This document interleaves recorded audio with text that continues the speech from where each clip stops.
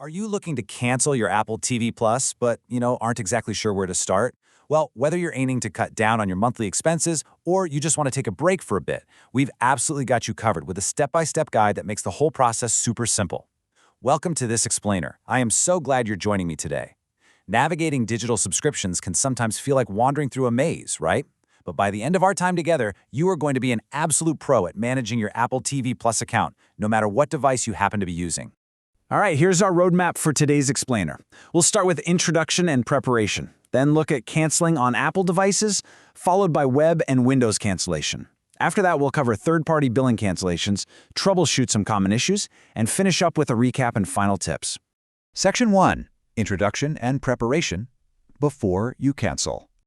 Okay, let's dive into this, because whether you're just doing a quick audit of your expenses or maybe taking a little break from binge watching, before we actually look at the cancellation steps, we need to address a really common mistake.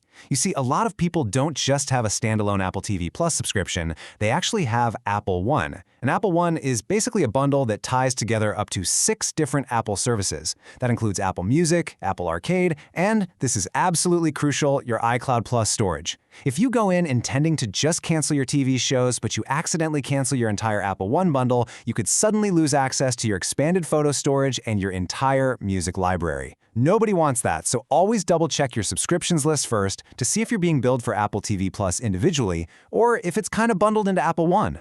Section 2. Canceling on Apple devices, iOS, iPadOS, and visionOS. All right, let's start with the devices most of us are using every single day: the iPhone, the iPad, and the Vision Pro. On these devices, subscription management actually happens right at the system level. So, step 1, just open up your native settings app. Step 2, tap your name right at the very top of the screen to open up your Apple account dashboard. Step 3, tap on subscriptions so you can see all your active and expired services. And finally, step 4, tap your Apple TV Plus subscription and hit cancel subscription. Now here is a vital tip directly from our source material. Depending on your screen size, you might actually need to scroll down a bit to find that cancel button. It's a really simple interface for sure, but missing that scroll, that is a super common point of friction. Let's move along and see how this builds when we switch over to a desktop environment. For macOS users, the flow is just slightly different. Instead of going through the system settings, you're going to manage this through the App Store application. You'll just open the App Store, look down to the bottom left corner, and click your name. Or, sign in if you aren't already. From there, click Account Settings at the top of the window, scroll down to the Subscriptions header, and click Manage. From that ledger, you simply select Apple TV Plus, click Edit, and confirm your cancellation. Easy peasy. But what if you're doing this directly from your living room couch on an Apple TV 4K or Apple TV HD device? Well, the steps are built right into the television interface. You'll navigate over to the On-Device Settings app, but here is the trick you need to remember. You literally must go to Profiles and Accounts first. Because Apple TVs are so often shared by families, you have to select your specific user profile. Once you're inside your profile, you select Subscriptions, find Apple TV Plus, and just follow the on-screen prompts to deactivate that auto-renewal. Section 3. Web and Windows Cancellation Alternative Pathways. I'll be honest, this next one is probably my favorite method because it acts as the ultimate universal fallback. Say your phone is broken or you're stuck at work on a totally different computer, you can always use the web. Simply open literally any web browser and go to tv.apple.com.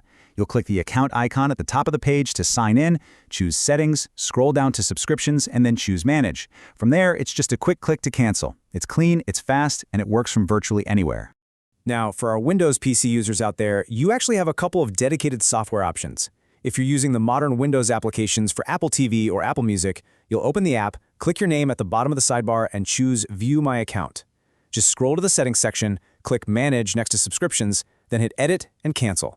Now, if you are a legacy user still running iTunes for Windows, don't worry, the process is almost identical. You'll just access it through the account menu bar right at the very top of the iTunes window.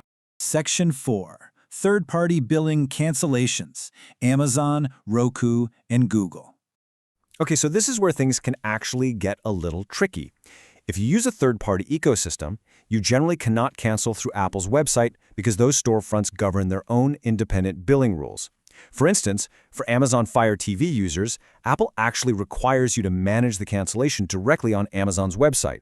You literally have to log into Amazon.com, go to your account, and navigate over to the Your App section under Digital Content. For Roku users, you can manage this right on the Roku device dashboard. Just highlight the Apple TV channel, press the star key on your remote, and select Manage Subscription. And if you're on an Android device and you're billed through Google Play, you'll handle your cancellation directly within the Google Play app. Section 5. Troubleshooting common issues. Now, what's really interesting about this slide is it addresses the single most common source of panic for users.